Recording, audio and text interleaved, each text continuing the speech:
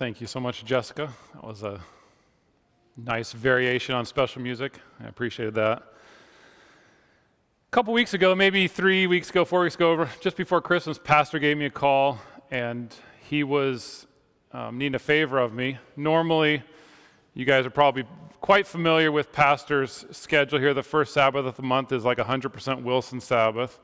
Second Sabbath is 100% Menominee Sabbath.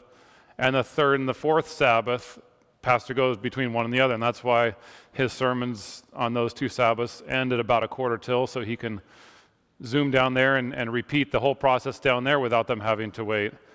So it's pretty unusual, we've had Pastor for a year and a half now, for him to not be here on that schedule. He's pretty much here every week, but he had a need for me that the new pastor, you guys, one of our previous pastors, Pastor Ludwig, is going to be the new pastor of the Iron Mountain / Camp Segola, the new district that they have formed, 50% Camp Segola, 50% Iron Mountain. And he had moved up there and was ready to start his pastorship, but typically the conference installs a pastor on their first Sabbath, introduces them, has a prayer of blessing. We've done this here. And because nobody from the conference was going to be able to be there over a couple-week period when he was ready to start his ministry there, Pastor Hakes, you know that guy, Pastor Hakes, they asked if he would go up there and install Pastor Ludwig as the district superintendent. So he was needing somebody to cover church. I'm like, it's no problem. I can take care of that. So I made some phone calls. If there was a couple eager beavers that I sometimes like to twist to step out of their comfort zone, and nobody was able to do it. So I was like, I can do it, no problem. And so I prepared to speak last week. Many of you have probably noticed we've had the same sermon topic in the bulletin with the same preacher 2 weeks in a row. As fate would have it, Friday night around supper time, things just weren't right. Things just weren't right in the whole previous meals processing, shall I say. And it wasn't long that I found myself on the toilet and I knew this is not good. So I looked on my schedule, and of course I already knew, but Alan was scheduled to preach this Sabbath. And so I called him up. I was like, just kind of giving you a heads up, I'm in a little bit of trouble here. And is there any chance you could speak tomorrow if this ends up being the colonoscopy cleanse? So to say. Many of you adults have been through that. You know what I'm talking about. Those that are less than 45, it's something you have to look forward to. And good old guy that Alan is, I could probably have called him 8 o'clock this morning. He would have been able to pull a sermon off. So that's why Pastor's been gone both that last week and this week. This week he's in Menominee for his normal rotation. He'll be back next week. And I know he misses being here with you guys and doesn't like to miss church. But there are responsibilities that he carries at times that require it, and that's why he wasn't here last week. And that's why my name's in the bulletin for 2 weeks in a row. So as I was preparing last week for the sermon, we all have our New Year's resolutions, right? You may love them or you hate them, but most of us probably take a stab at something. And for mine was just to overall improve my health. That'd be through better study, being more prepared for Sabbath school and church. I have an ideal weight that I've kind of said is in my mind, this is what my ideal weight is for my life, and I was about 10 over that, so I wanted to shed a little bit and do that not just through eating, but more exercise, regular exercise. You know, those things that just make us better and stronger people. And I had started on Friday morning. I was like, I'm going to hop on the scale. Christmas is over. I need to see where I'm at. And I was 10 over. And through the course of the next 36 hours, I pretty much accomplished that goal. Because I hit the scale Sunday night just out of curiosity at 206. Just one to go. I'm sure a lot of that's back because it was just water weight. But it was an experience I haven't had. I'm just going to say an experience I haven't had for a long time. But the Lord bless, I never felt terrible. I was just trapped between the bed and the bathroom. And so that's where I was. But I was able to enjoy I'm not a person that would just choose to stay home and watch the live stream because I don't feel like getting up, or I stayed up too late, or I'm tired, or I had a hard week. And I'm not a fan of staying away from church and finding more convenient ways to go to church. I'm a big proponent of being in church. But I can say that, Paul, thank you so much for the live stream. It was a huge blessing to be able to worship with my congregation, not Amazing Facts Church or It Is Written Church or whatever, PMC or what, the other places where we can go. But I truly was blessed being able to participate in the church service last week. And just for the record, I'm pro-avocado. Some of you may not be, but I'm 100% pro-avocado. I do a lot of the grocery shopping because I'm in town, and I buy about 8 of them a week. I love avocados. So thank you, Alan, for wherever you're at, for filling in. Last week it was a true blessing of a sermon. Anybody would have thought you had prepared for weeks for that, and I know you had the thought on your mind, but he pulled that together Friday night and Sabbath morning, and it was the Lord working through him. So I'm thankful for that. And I also was impressed to notice with the live stream, because I don't watch it very often. I've only watched it once before, and that's when we were on vacation. We were not a place where we were able to go to church, but I was pretty impressed to notice that there were I saw 16 streams last Sabbath. Live streams, not views later on, but there were 16 people that were participating in our church service, and the church was fairly full last week. Paul, I think you said it peaked out at 21 last week. So that's a blessing that we have that. I know I have a neighbor that travels. He's not a member of this church, but he does attend with us sometimes, and he watches it. He's a truck driver, and will use that as an opportunity to worship with a congregation. And if you're out there, it's good to see you. But we're thankful for that. And I know there's other people who are more homebound that aren't able to come, but can still be part of this church service. So I'm thankful for that. So it was back in 1485, a man by the name of Hernan, I don't speak Spanish, Hernan Cortez, as I would say. He was born back in 1485 to a fairly insignificant family. No prominence, no history of leadership. Just a normal person, like a lot of us are, just a normal person. And he was raised in that period of the 15th century, beginning of the 16th century, and was noted to not at the time be a super healthy or vibrant kid. He was described as kind of sickly and pale. He was thin. But he grew up during this time, and when he was 14 years old, his parents wanted more for him than just growing up. So the thing back then was to send the kid, and I have no reason how this would benefit you, but to learn Latin.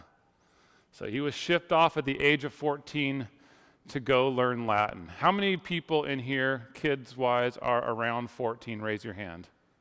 If you're about 14, we got one over there, couple, 13, 15. Would you like to be sent off to learn Latin when you're 14 years old? No. Nobody wants to learn Latin. But his parents knew that learning Latin in that time period was a key to success. You could be a lawyer, you could be all kinds of things in government, that it was kind of like I'm not going to use the word predominant language, but important to know. That lasted about 2 years. He endured 2 years, but it was not for him, and so he came back home much to the displeasure of his parents at the age of 16, and came back a very mischievous, misbehaved, young 16-year-old. Well, with this mischievousness and this desire for something different, and by the way, what major historical event was happening around this time? We got some smart ones here. Around 1492, Christopher Columbus sailed the ocean blue. You guys remember that? That's how I memorized it. So there were things happening in the world that were interesting to a young kid that wanted something different than Latin. And when he was 17, finally got permission / got away to travel on one of the boats to the New World. At that time, that was predominantly growing in the Caribbean area. and he had secured the ability to travel to an island right next to Cuba called Hispaniola. He wasn't able to go until he was 18, but when he was 18, at around 1504, 1505, he landed and became a settler.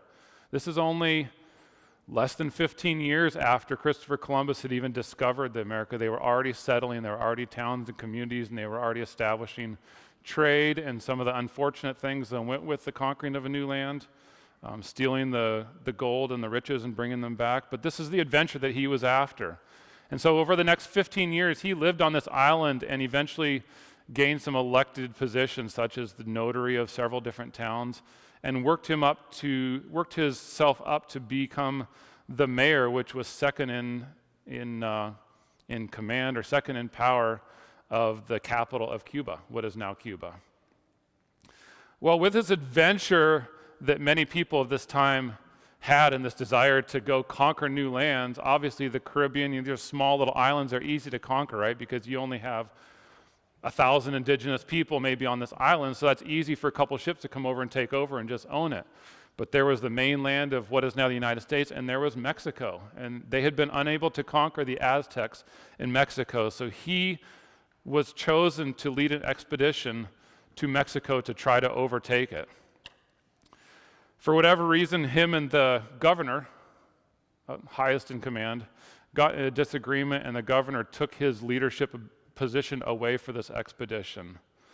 But Hernan, I'm going to use my English pronunciation so I don't try to slaughter Spanish up here. Hernan Cortez wasn't going to have it. And he led essentially a mutiny and got soldiers to go with him, probably with the promise of sharing the plunder and riches and wealth, and was able to gather a group of about 500 men, some horses, some military hardware, and 11 ships, and traveled to the Yucatan of Mexico to try to conquer the Aztec Empire, which includes the Mayans and other nations that you may be familiar with. So in February of 1519, they arrived at the Yucatan, and he was fortunate enough to come across a gentleman from a previous, I'll call it expedition, that had been captured, had lived with the Aztecs and had learned their language, and was able to use that information to help as a guide as they were setting out on their conquest to conquer the Aztecs. By July, they had fought many battles with the Aztecs and were doing quite well. But there was disharmony within the group as to if this is, when you have the opportunity of losing your life, sometimes you kind of look back a little bit. It's like, do we really need to be doing this, How aggressively should we be pursuing this empire? And Hernan Cortez, knowing that there was people within his group that wanted to maybe quit or wanted to maybe back it off a little bit, had loyal members of his group go out to the ships and destroy them. A phrase that has been known to us as he burned the ships. Because he knew that with his 500 men, if there was a way out, they probably didn't have full commitment.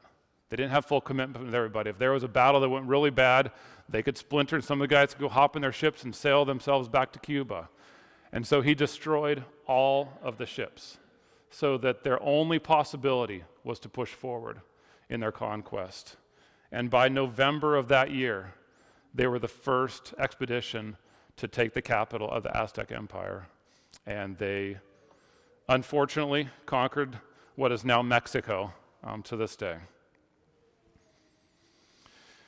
I want to ask a couple friends of mine. I love talking to different church members about their story, about how they came to who they are, because a lot of things we don't know about each other. And I was talking to Dana a few months ago, and she was telling me a little bit that I didn't know about the story that Tom and Jerry on Yucca have. I wasn't worshiping here when they really joined our church. That was when we were in North Carolina. But I was really fascinated by some of the details of their story.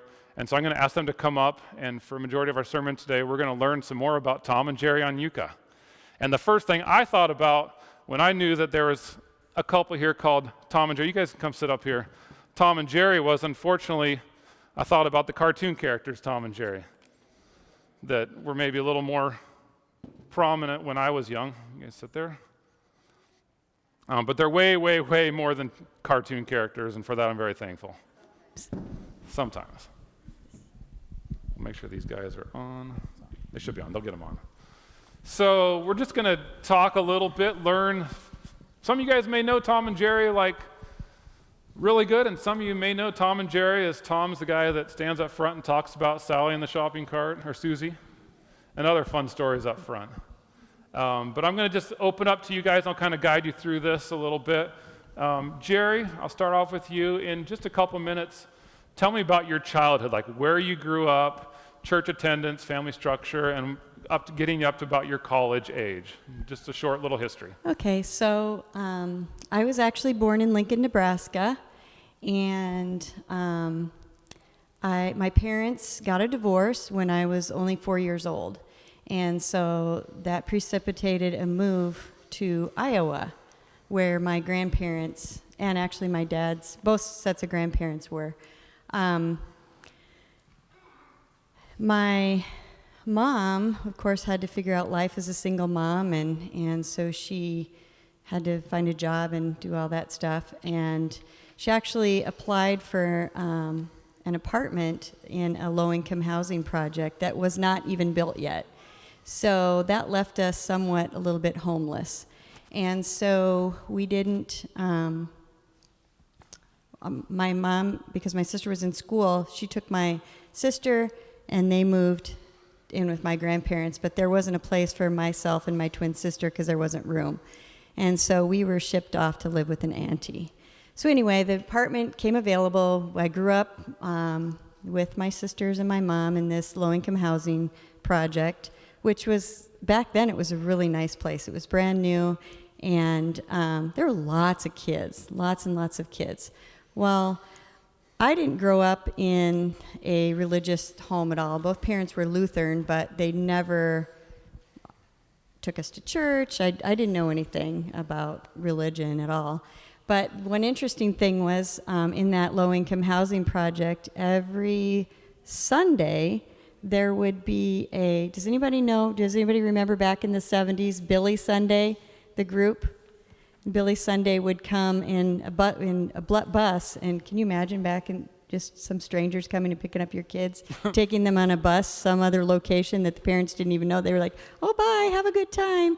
So I was introduced to the gospel through that, and then there were some other ones just along the way, like the neighbors who were Catholic that said, hey, come to church with us. So I had lots of different experience growing up in different churches, and then I grew up, went to high school, and in high school, my curiosity, based on those younger experience of who God was or who God wasn't, that I didn't know, I was just very curious, and I wanted to know who God was. Well, when I was a senior in high school, my gym teacher took a small group of us girls that were kind of wayward. We were all kind of in the similar boat and maybe hadn't made the best choices as teenage young girls. And she said, well, in order to go to heaven, you have to have a relationship with Jesus. And I was like, okay, well, she didn't say it. She said you have to be baptized. In order to go to heaven, you have to be baptized. That was her focus. So I actually was baptized in an Episcopalian church my senior year in high school.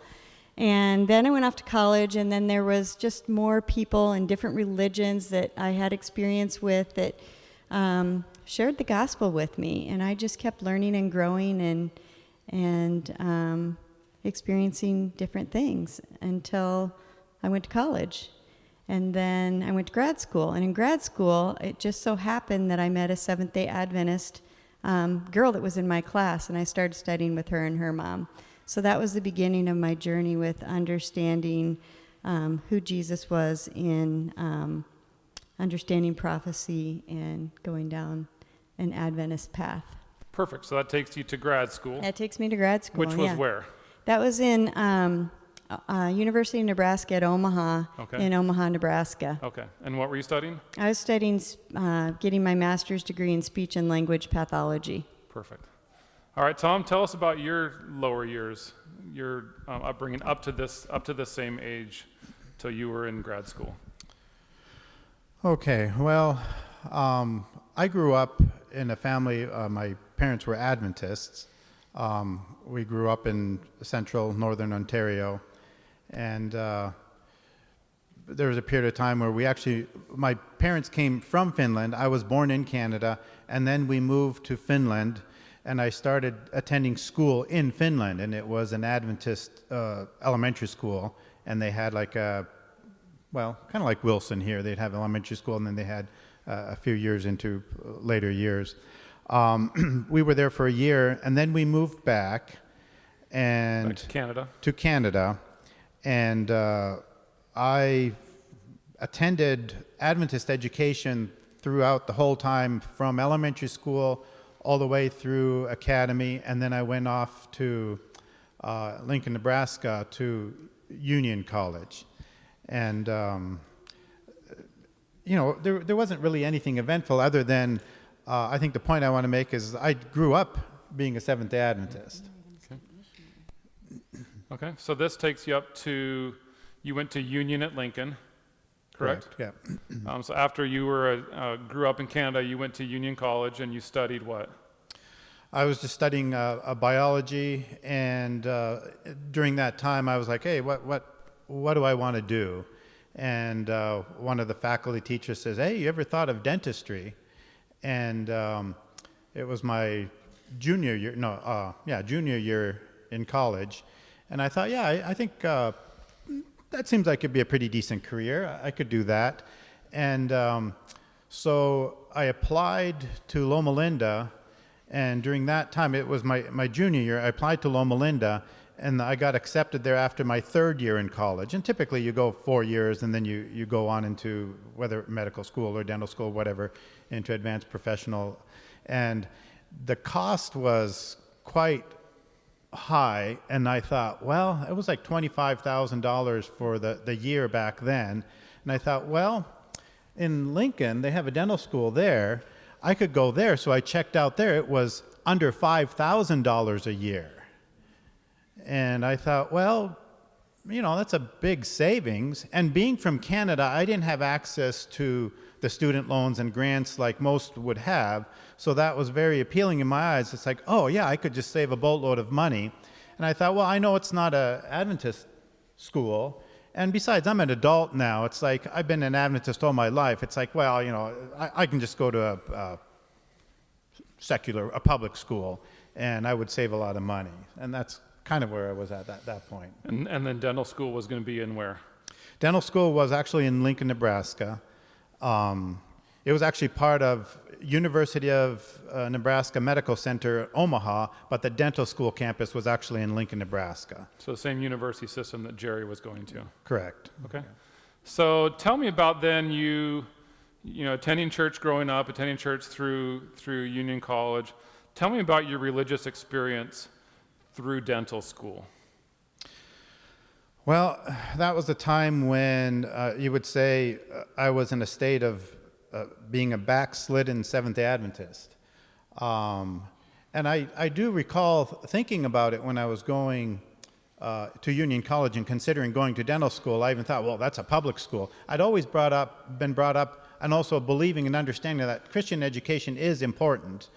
And I thought, well, by this time, like I said earlier, I'm an adult, it shouldn't matter. But I did end up leaving basically church attendance aside and not going to church and just hanging out with the students that I hang around all the time. It's just like, hey, they're my peers, and wait, what are you going to do on the weekends? So I spent a lot of time with them, and I started losing my ground as a Christian, not just a Seventh-day Adventist, but as a Christian in general. Okay. So then you both attending University of Nebraska, correct? Yeah. Jerry, you want to just tell me how you guys met? It's a crazy story. The ladies' version. No. The ladies. Okay. The short I'll ladies' try to do version. the ladies' Jerry man story, version. right? Yeah, the short ladies' You'll get version. more details probably. So If you ask Tom, he's like, yeah, we met. So through my high school years and college years, because of my upbringing and, of course, I'll quote a verse: "The sins of the mothers and the fathers to the third and fourth generation." Alcoholism was a part of my family, and so I had some wild and crazy years. Actually, we were allowed, because my father was an alcoholic, to partake at the age of 13. And it was just given permission. It was just part of what we did when we were with my dad. So anyway, obviously I developed some bad habits, and then with that, having an effect on your frontal lobe, made some really poor choices in who I would hang out with, who I would date, and I got myself in a whole heap of trouble. So got myself out of that I should say God got me out of that. And finally, when I was in my year and a half of grad school, I was like, no more. Of three for that program, correct? Right. Yeah. 2 for that program. Okay. Yeah. So getting closer to graduation, I said, no more. I'm not doing this crazy dating weirdos that I end up being a mother to, and just putting all that aside. And I said, I am going to swear off relationships, no more, absolutely no more, until God tells me. So I was vacillating back and forth on, where I was as a Christian, and that's the beauty of God. He just takes us where we are and grows us slowly, and he never gives up on us. So I had made that pledge to God, and then along comes my Aunt Marilyn, who actually incidentally did become a Seventh-day Adventist in her later life, but she didn't really have a bearing on me. I was already moved away, and I just knew. But she had put my cousin in academy, and her daughter had a friend, a boyfriend, that would go home on home leaves with my aunties at my auntie's house, and his name was Ben. So now, fast forward, I had met Ben. I knew Ben when I was 12, 13, 14 years old. So now I'm in grad school, and I'm a speech pathologist having to go to the dental school for cleft palate, learning all about cleft palate and yada yada, and there was a cleft palate clinic at the dental school. So I drove the 50 miles as part of my class requirement, and I walk through the door, and the first person I see, who I hadn't seen in years, probably 5-6 years, was Ben. And he's like, Jerry, is that you? And I said, Ben, is that you? And he said, yeah. So he said, hey, let's go out to lunch later, yada, yada, yada. So we did, and we sat down, we rehashed talked about family and everything. And then he says to me, he says, hey, I have this roommate of mine. He said, I'd really like you to meet him. And I was like, oh, no way. Absolutely not. I'm not going down this path ever again. But because I had issues with boundaries and not knowing how to say no, he's like, do you mind if I give him your phone number? And I was like, okay. So I wrote it down on a napkin. But I thought, he'll never call. There's no way this straight ever. Well, guess what? He called. So anyway, so that started our introduction to each other, and we started this long distance phone conversation back and forth. But I said, I made a promise to God. No way. At first I told him I was too busy, in college. But then he says, well, do you mind if I still call you? So I was like, okay. Well, then he kept calling, and he was a really nice guy, so different from any of the other relationships. He actually, I didn't know it at the time, but he used to keep a little notebook of our conversations and then remember to ask me about it later. And one particular one stands out in my mind. This is how insignificant they were. Was I had told him how I had taken a favorite shirt of mine to the dry cleaner, and it, frayed at a seam or something, and I was going to take it back and get it fixed or whatever. And so he, 3 days later, he's like, oh, by the way, how'd that shirt turn out? And I was like, that's weird. But anyway, so we were having some good conversations, but I still was afraid to meet him, and I just kept pushing him off. Well, then one day he called me. I think it was probably about a month, 30 days or so. And he says to me, hey, we've been talking for a while, and I would really like to get to know you. I'm interested in getting to know you better, but we need to kind of meet in person.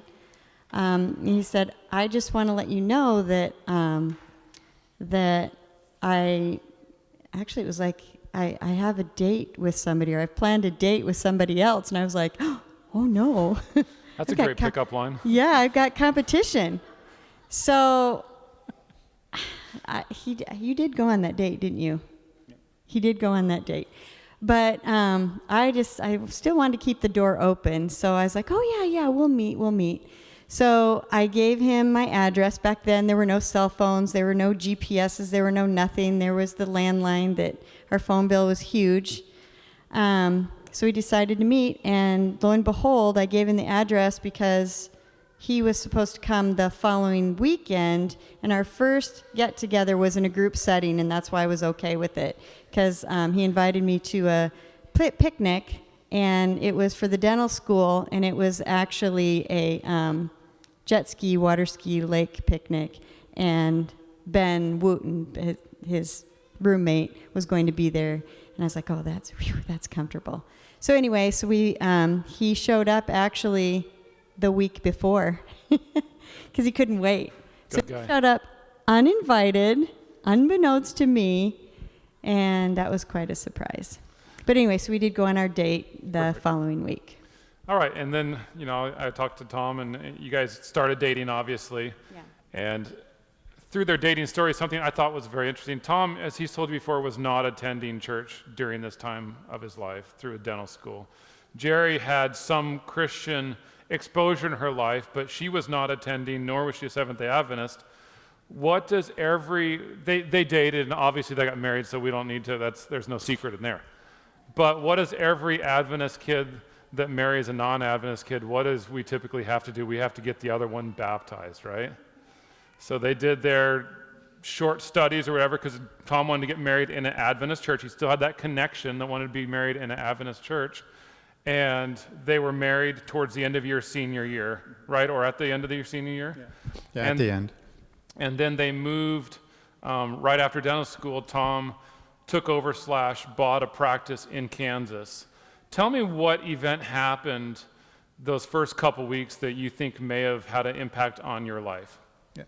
Well, I think a precursor to that is when I had pulled away from church attendance and really the lifestyle of what Christ wanted me to live, there was in my mind kind of like, well, yeah, I should go to church. I hadn't gone to church for a long time, and it got to the point that I hadn't gone to church for so long that the devil was making in my mind like, oh, well, you can't go back now because what's everyone going to think? It's like, oh, where have you been? You've been gone so long.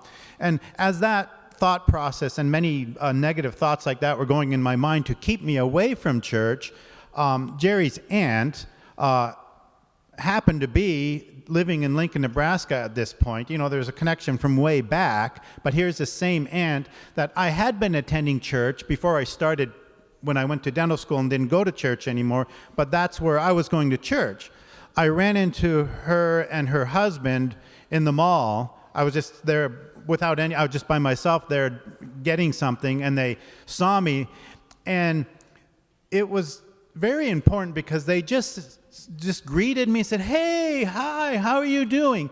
They didn't bring up at all that, oh, you've been gone from church so long, because those are the things that I thought that people would like, oh, that's awful. They were just genuinely friendly and were just asking about me. Hey, how are you doing? How's dental school going? And then they chatted for a little bit and then just left it at that and saying, hey, we miss you, stop by sometime. Just kind of a very casual, but I think intentional contact and supportive exchange. And so, interestingly, that was before you and I we hadn't dated we yet. hadn't even met yet. We hadn't met yet, but that contact was there. So I want to kind of show that picture of how Jerry, the non-Christian, had little contacts through her life as she is getting drawn to Christ, and I have been brought up a Seventh-day Adventist, and then I get into a situation where I really don't have that church family support anymore, and I'm drifting away. So I'm kind of falling away, and she's slowly growing, and somewhere in there, perhaps in my mind, it's like where the paths cross of a Christian walk, of one declining and one going up. That's about the time we met. But so we did get married, as you said, and we moved to Kansas, Salina, Kansas, smack in the middle of the States, and we got an apartment. And a very impactful thing happened is we get a knock on the door. I don't think we'd been there maybe a week or two. We get a knock on the door, and I open it, and there's this man standing there, and he says, "Hey, do you mind if I come in? I'm the pastor of the Seventh-day Adventist Church." And he came in, and I'm sure that people were praying for us. I know my parents prayed for me. I know your aunt was praying for you, and I believe she might have contacted the pastor. I don't know what the connection is, but the important point is the pastor came and knocked on our door at a very important time, because we were now new to this community, new to this church family that we hadn't been to, but we could pick off where we had left off and start going to church, because he just said, "Hey, we'd love to have you come by. I'm the pastor of the Seventh-day Adventist Church," introduced himself. So he made it easy that we had a connection now. When we went to church, it wasn't going cold turkey to church not knowing anyone.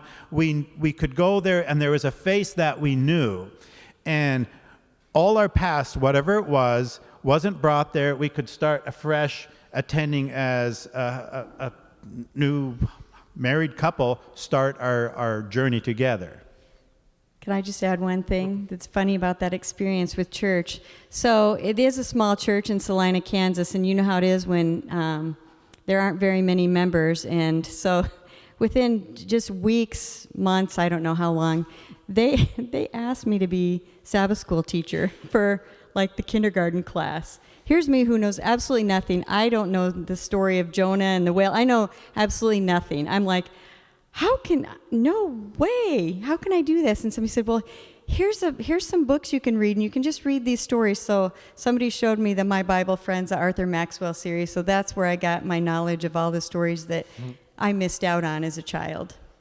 And I did help out in Sabbath school. Many kids have grown up on those stories. Yep. So I'm going to fast forward. You guys are in Kansas. Eventually you move up to the UP of Michigan, and you're working up in that area.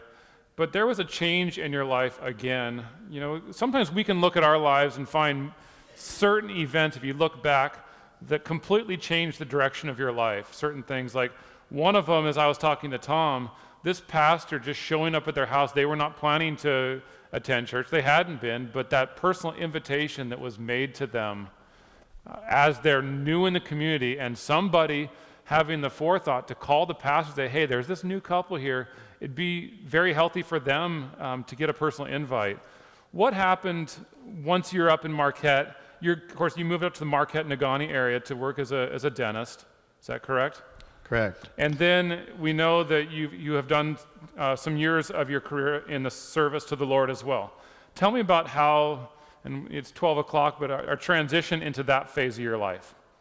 Well, when we were living in the Marquette-Negaunee, Ishpeming area, we decided to go as missionaries. Since I was a dentist, we were going to work in a dental clinic in Nairobi in Kenya. Yep.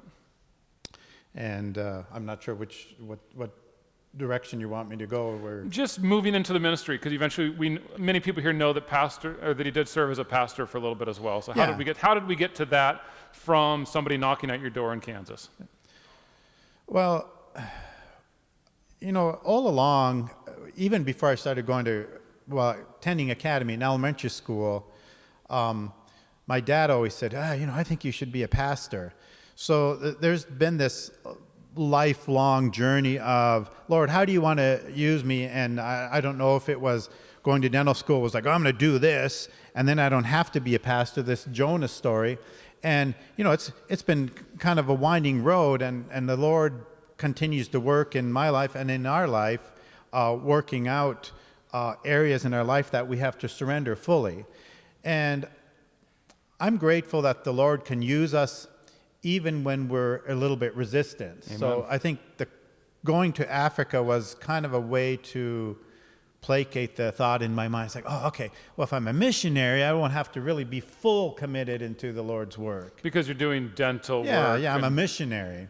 But we went there, and then we came back.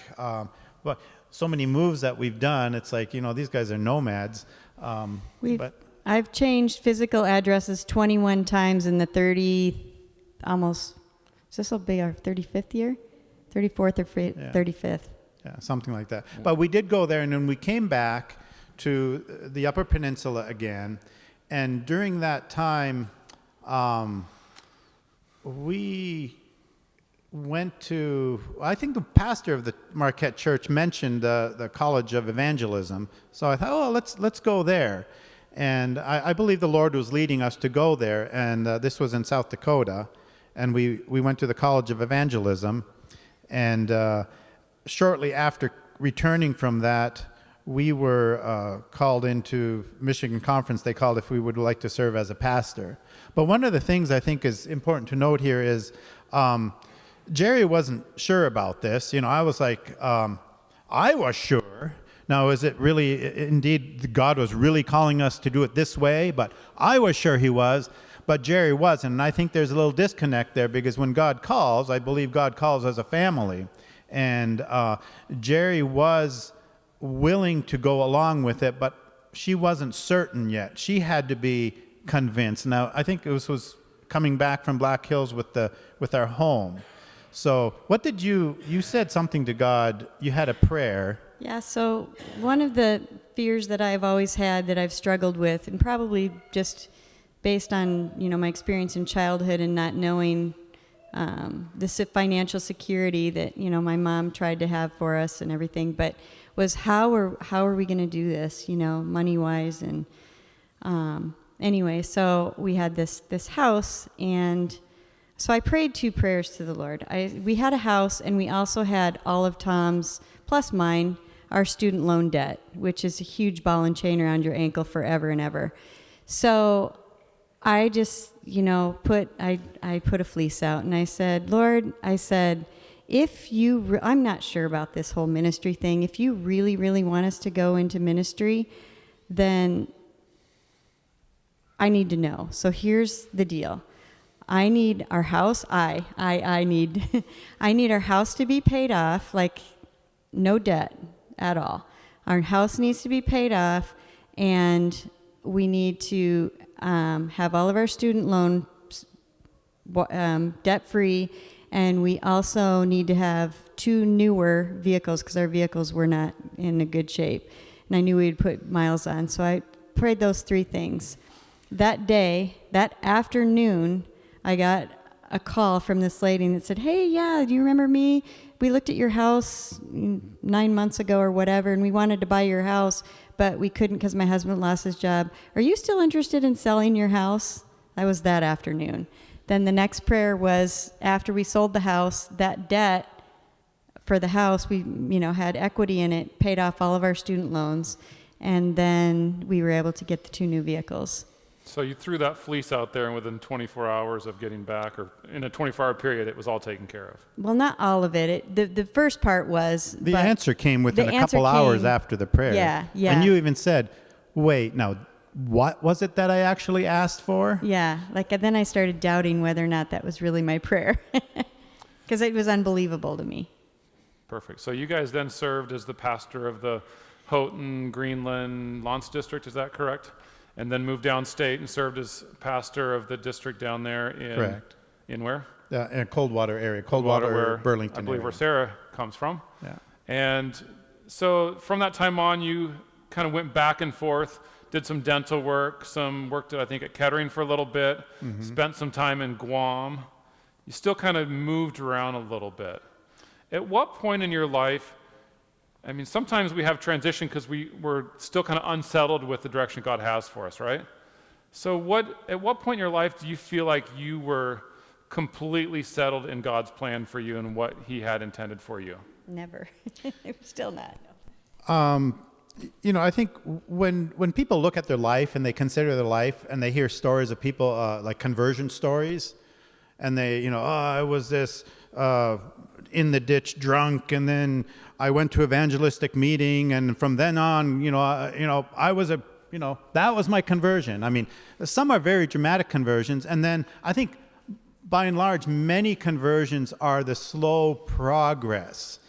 And I'm considering my conversion was, I think of Paul, when he's saying, when Jesus says, you guys are going to deny me, and Peter says, no, I'm not going to deny me. and Jesus says the words to Peter, when you're converted, you're going to do such and such. And I'm thinking, wait a minute, wasn't Peter with Jesus all along? And I think that's the journey in my life. It's like I've been willing and wanting to do what Jesus wants us to do, but what gets in the way is our personal fears and our personal thoughts, our human nature, and the struggles we have when we're not fully surrendered. It's not to say God isn't working and you're not growing and you're not making headway. God is working. But I think you asked the question, it's like, when was that time? When did it really matter? And because we can all find, in our Christian journeys, we can all find times where things kind of changed. I've got an event from my upper teenage years where I went from a thinker of what my parents told me to where I was like, oh, this is a lot more real for me. And we all can probably find an event that definitely, we're on this pathway and we're deviating, but eventually we go this direction. Yeah, and I think, as you said, when it gained traction, there was a camp meeting that we attended. It was just a few years back, and I attended a seminar. This was, I think, since you've been a member of this church? Yeah, since we came here, there was a seminar I went to, and I read a book that was recommended there. It was Roy Snyman and Mark Howard, Royce Snyman, and Mark Howard did the seminar, and the book was called The Return of the Latter Rain. Now, I'm not a proponent of, this is the book you need to read, but for me, that was the event that really solidified, and I was able to settle into the faith where I had a noticeable difference, and I could say, Lord, I want to surrender everything, all the things that, even the little things that I'm hanging on to, even though I've been of service to you, you haven't been able to use me fully as you could, and I want to be fully committed. And that was a time for me when that happened. And I look at that as my personal devotional time that I would spend with Christ became fuller and richer. And as I look back, I noticed Jerry would spend more time in her devotional time listening and reading and stuff than I did. And it's like, hey, well, I'm like, I serve as a pastor and stuff. I should be, doing that. But I said, well, I'm just so busy because I'm serving God all the time. But really, it comes down to personal decision, personal time spending with Christ and surrendering completely to Christ. So that's about the time where I see where that direction really changed. Perfect. And that's since you've been a member of this church. Yeah. When did you join this church? 2019 we came here, so whenever the membership transfer came through. So awesome. Just before COVID. Yeah. All right. Well, I want to thank you guys so much for. Do you have something to add? I just want to say one thing. Along the journey, of course, my background and where I came from, I just wanted to be a good mom and raise children for the Lord. And so I didn't want to leave out that, our kids were on this journey with us. So Bryce was 1 when we arrived in Africa, and our daughter was 3. And then I called Derek our made in Africa, born in America baby, because we came back just in time. But I just want to see along the way, I saw growth and stuff in our kids. And I just wanted to share one special moment that I had with Bryce in South Dakota when we were at the College of Evangelism. The children were attending courses, and we had evangelistic meetings that we were going to, and we took the kids along with us. And Bryce came to me one day, and we were having a discussion on Red Rock Road, right, Bryce? And he was asking me about the lake of fire, and he was like, well, I don't want to be thrown in the lake of fire. And, so we sat down, and I can remember we kneeled down on the ground, and Bryce accepted Christ as his personal Savior when he was 5 years old. So maybe that was why the Lord took us to College of Evangelism, so that Bryce could have that, we could have that experience. But it's been a journey. Perfect. Well, some of you might know Tom and Jerry on a different level after this story, but I want to thank you guys so much for sharing about your testimony, your conversion, and the journey that you've been on in your life to grow closer to God every day. So thank you guys so much for sharing with us.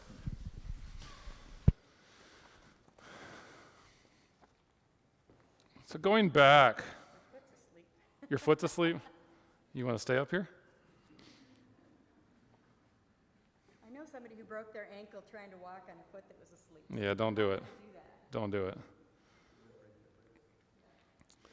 So going back to Mr. Cortez, our original story, he knew that if they had that tentacle still sticking back to the mainland, that they may not be able to accomplish their goal.